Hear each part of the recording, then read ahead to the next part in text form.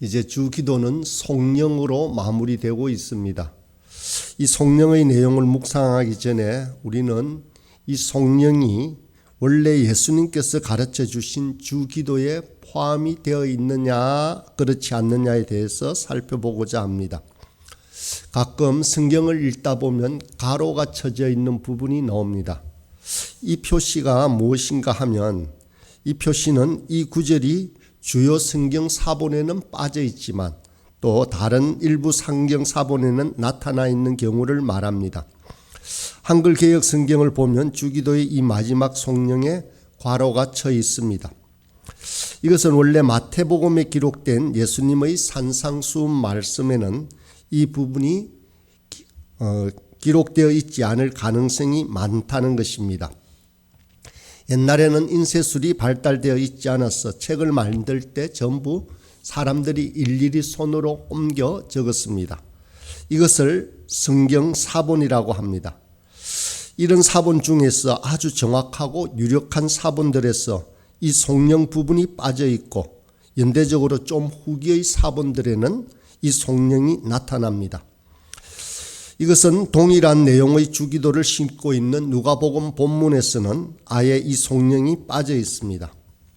영어 성경에서도 RSV나 NIV에는 성령이 생략되고 있고 반면에 킹 제임스 성경은 실어놓고 있습니다.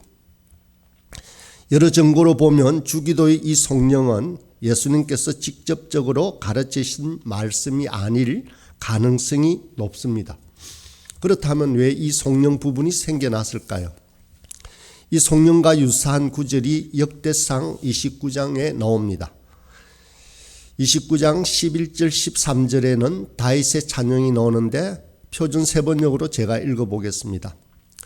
하늘과 땅에 있는 모든 것이 다 주의 것입니다. 그리고 이 나라도 주의 것입니다. 주께서는 만물의 머리 되신 분으로 높임을 받아 주십시오. 부와 존귀가 주께로부터 나오고 주께서 만물을 다스리시며 주의 손에 권세와 능력이 있으시니. 이런 형식의 감사와 송영은 구약과 신약 곳곳에 나옵니다. 신약의 유다서 1장 25절도 대표적인 송영 부분입니다. 곧 우리 구주 홀로 하나이신 하나님께 우리 주 예수 그리스도로 말미암아 영광과 위엄과 권력과 권세가 영원전부터 이제와 영원토록 있을지어다. 아멘. 이 성령들은 모두 하나님의 영광에 대해서 찬양하는 교회의 성령들이라고 할 수 있습니다. 이처럼 주기도의 성령 부분도 마찬가지입니다. 주님께서 가르쳐 주신 위대한 주기도의 6째 강구를 마치면서 우리 마음속에 주님을 향한 이러한 찬양이 나오는 것이 당연한 반응이 아니겠습니까? 그래서 주님께서는 직접 말씀 아니하셨다라고 할지라도 우리는 이렇게 고백할 수밖에 없는 것입니다. 나라와 권세와 영광이 아버지께 영원히 있습니다 라고 말입니다. 설명해야 할 것이 또 하나 있습니다.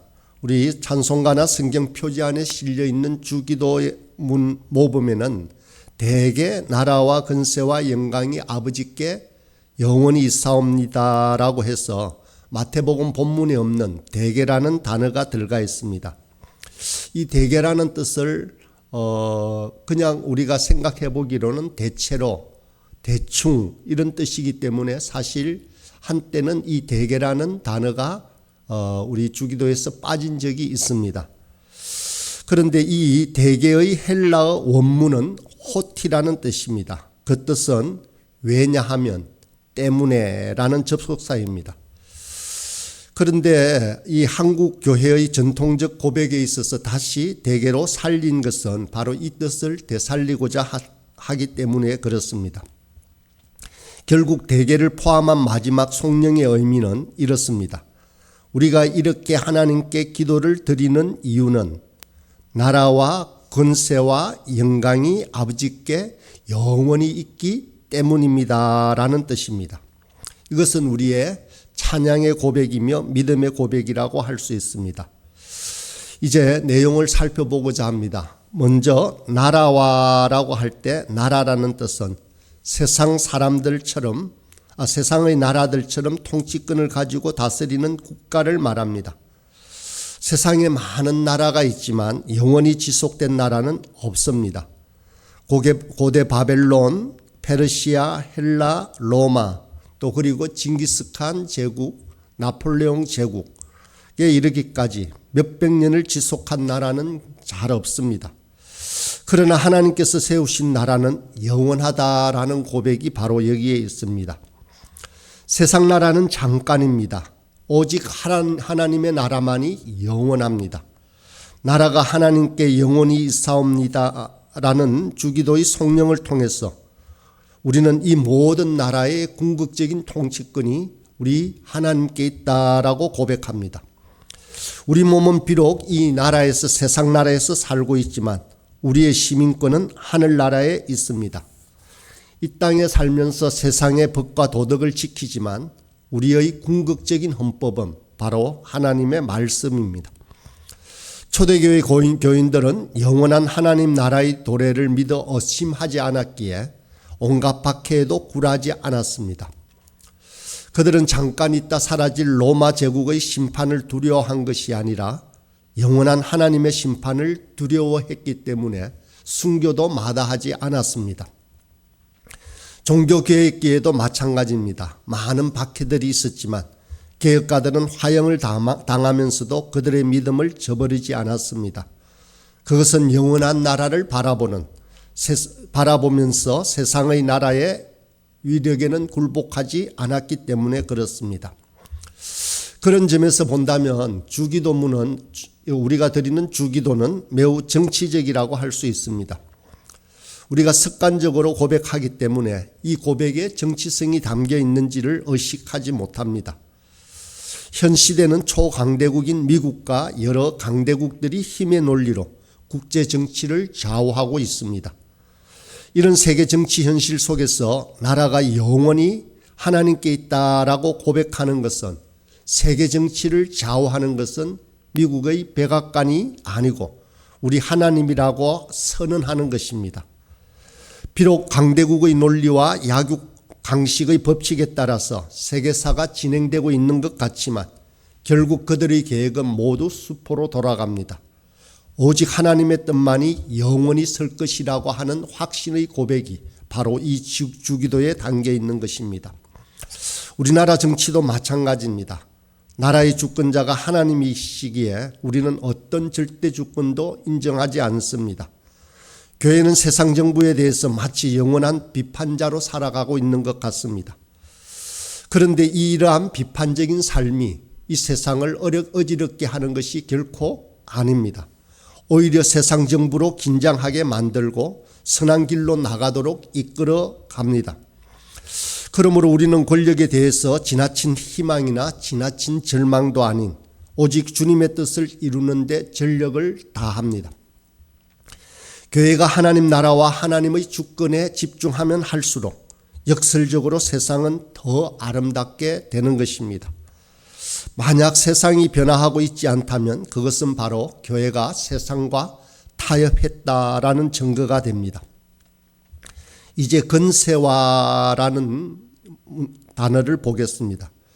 건세화의 권세는 두나미스 곧 파워를 말합니다. 이 파워는 힘이며 능력입니다. 모든 파워가 모든 힘이 하나님께 있다는 고백은 하나님만이 온 우주 만물을 다스린다라는 고백입니다.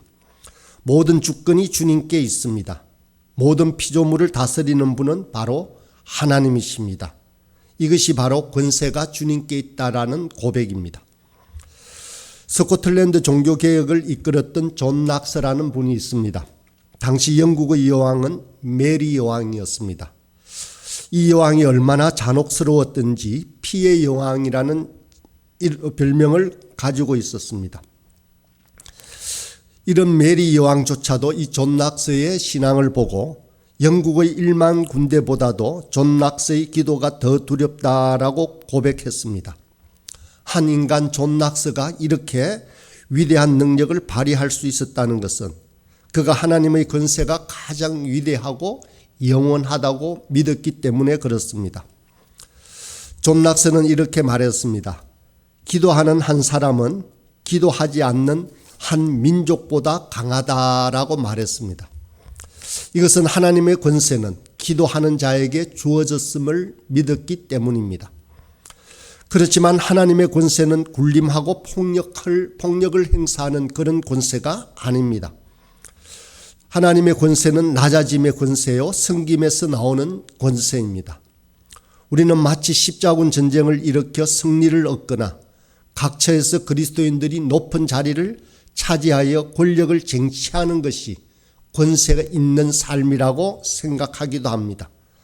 그러나 이런 세상의 권세는 자기 자신만 자유롭게 하며 다른 사람은 굴종케 하는 모순이 있습니다.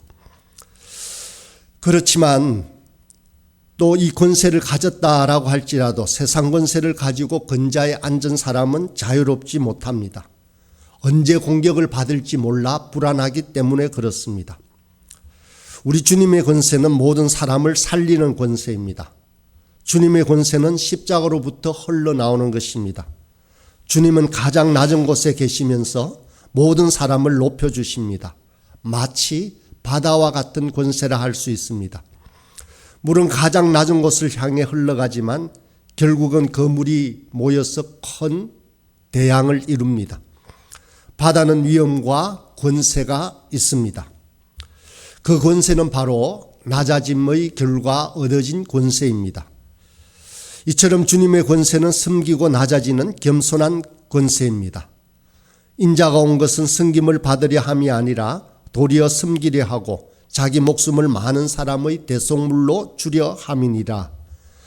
예수님은 본래 하나님이시지만 피조물처럼 낮아졌습니다. 비천한 마구간에서 태어나시고 이 세상의 가난한 자들, 병들고 상처받은 자들, 죄인들과 어울려 사셨습니다. 가장 낮은 곳은 바로 갈보리의 십자가입니다. 갈보리보다 더 낮은 곳은 결코 없습니다. 예수님은 가장 낮은 그곳에서 모든 인간들을 높여주셨습니다. 하나님 나라의 진리는 이처럼 가장 낮은 자가 가장 높은 자가 된다는 역설에 근거하고 있습니다. 진정한 권세는 바로 이 낮아짐에 있습니다. 이제 영광이라고 하는 단어입니다. 모든 영광 또한 주님께 있습니다. 이 영광은 승리의 영광입니다. 세상에는 많은 신들이 있고 세상에는 많은 왕과 세력들이 있다라고 할지라도 궁극적인 승리는 바로 하나님께로 돌아갑니다. 세상에 있는 악한 세력들의 경영은 모두 헛사로 돌아가고 오직 하나님의 뜻만이 온전히 설 것입니다. 그러므로 오직 영광을 받으실 분은 하나님 한 분뿐이신 것입니다. 인간은 그 피조물에 불과합니다. 우리의 불행은 하나님이 받으셔야 할 영광을 인간이 취하려고 하는 데 있습니다. 창세기 11장을 보면 인간들이 바벨탑을 쌓는 장면들이 나옵니다. 바벨탑을 쌓는 이유를 성경은 이렇게 밝히고 있습니다. 창세기 11장 4절입니다. 또 말하되 자 성읍과 탑을 건설하여 저 탑 꼭대기를 하늘에 닿게 하여 우리 이름을 내고 온 지면에 흩어짐을 면하자 하였더니 인간의 이름을 빛내자라는 의도입니다. 옛날에는 인간 왕들이나 영웅들이 바로 그 영광의 자리를 차지했습니다. 그러나 현대는 어떤 한 개인의 영광을 찬양하지는 않습니다. 반면에 인간의 어떤 집단 자체가 영광을 차지하려고 하고 있습니다. 휴머니즘이라는 이름으로 마치 인간이 이 세계의 주인인 것처럼 행세합니다. 민족주의가 신의 영광을 차지하려고도 합니다. 이성과 과학 또한 겸손의 자리에 앉아야 할 것인데 그렇지 않고 하나님 만드신 어떤 법칙이 하나님의 자리를 차지하려고 하고 있습니다. 가장 겸손해야 할 것은 역시 인간들입니다. 인간은 우주라는 자연의 일부에 불과할 따름입니다. 인간은 하나님을 대신하여 피조물을 다스리라는 명령을 받았을 뿐입니다. 이 다스림은 폭력이나 굴림이 아니라 승김입니다. 그 다스림도 타락 이후에는 권위를 많이 잃어버렸습니다. 그런데 마치 자신이 주인인 것처럼 신이 가진 영광의 자리를 차지하려고 든다면 진짜 주인께서 오실 때 내침을 당하게 될 것입니다. 주기도 성령부의 찬양은 우리 인간들로 하여금 이렇게 겸손을 배우게 하는 것입니다. 종교개혁자 칼빈의 신학과 신앙의 핵심은 바로 이 하나님의 영광에 있습니다. 칼빈은 예정론으로 유명합니다. 예정론은 구원받을 자를 하나님께서 미리 선택하셨다라는 교리입니다. 이 예정론을 주장하게 된 근본 이유가 하나님의 영광 때문입니다. 인간을 압도하는 하나님의 영광은 그의 전지하고 전능하신 능력에서 나타납니다. 하나님이 전지하시고 전능하시다면 우리의 구원도 미리 알고 계시며 미리 결정할 수 있습니다. 예정을 못한다면 그 신은 전능한 영광의 신이 아니라 부족한 신이 되고 말기 때문입니다. 이 예정론은 인간의 자기주장이나 자기의를 무력화시킵니다. 구원을 얻는 과정에서 인간이 한 일은 아무것도 없습니다. 심지어 믿음이라는 것조차도 인간의 대단한 결단의 산물이 아닙니다. 오직 하나님의 선물, 은혜의 선물일 뿐입니다. 칼빈의 예정론과 관련하여서 찾아보니까 이런 일화가 있었습니다. 칼빈의 제자 중 한 사람이 칼빈의 예정론은 이해하겠는데 유기론, 즉 하나님께 버림받을 자를 미리 택하셨다는 교리는 하나님의 사랑과 위배되기 때문에 전혀 받아들일 수가 없다라고 하며 어려워했습니다. 그러다가 임종을 앞둔 칼빈에게 가서 마지막으로 유기론은 취소하는 게 좋지 않겠느냐라고 말했다고 합니다. 그때 칼빈은 이렇게 대답했다고 합니다. 나도 어쩔 수 없다. 성경에 그렇게 써 있다라고 말입니다. 칼빈은 인간이라는 존재의 자기 논리나 경험보다 늘 성경을 앞세웠습니다. 이런 태도가 가능했던 것은 하나님의 영광 앞에서 인간은 아무것도 아니라는 분명한 신앙이 있었기 때문입니다. 오늘날 지나치게 인간 중심적이고 이성이 앞서가는 시대에 귀담아 들어야 할 교훈이라고 할 수 있습니다. 우리가 다 이해하지 못했다라고 할지라도 이 지구는 돌아가고 우리의 심장은 뛰고 있습니다. 또한 마지막 이 성령부의 앞에서 드렸던 6가지 간구를 포함한 우리의 모든 기도가 헛되지 않고 반드시 응답될 것이라는 확신을 표현하고 있습니다. 모든 나라가 하나님의 것이고 모든 권세가 하나님의 것이며 모든 영광이 우리 하나님 아버지께 영원히 있다면 그분이 못 이루실 것은 결코 하나도 없습니다. 예수님께서는 믿는 자에게는 능치 못할 일이 없다고 하셨고 또 진실로 너희에게 이르노니 너희가 만일 믿음이 한 겨자씨만큼만 있으면 이 산을 명하여 여기서 저기로 옮기라 하여도 옮길 것이요 또 너희가 못할 것이 없으리라 라고 말씀하기도 하셨습니다. 여기서 믿는다라고 하는 것은 무엇을 믿는다는 말일까요? 내 힘이나 자기 확신이 아닙니다. 운명이나 사람이 결코 아닙니다. 바로 하나님에 대한 믿음입니다. 우리가 기도하는 하나님은 모든 나라와 권세와 영광을 소유하신 분이십니다. 우리의 기도를 받으시는 분은 다름 아닌 우리의 아버지 되시는 바로 그 하나님이십니다. 그렇다면 우리의 기도는 반드시 이루어질 것입니다. 주기도의 마지막 성령부는 앞서 있던 다른 기도들보다 특별히 더 소리 높여 외칠 필요가 있습니다. 이것은 세상 나라와 권세와 영광들을 향하여 잠잠할 것을 촉구하는 명령입니다. 이것은 우리 모든 기도가 반드시 응답되며 모든 것은 결국 하나님의 뜻대로 이루어질 것이라고 하는 확신입니다.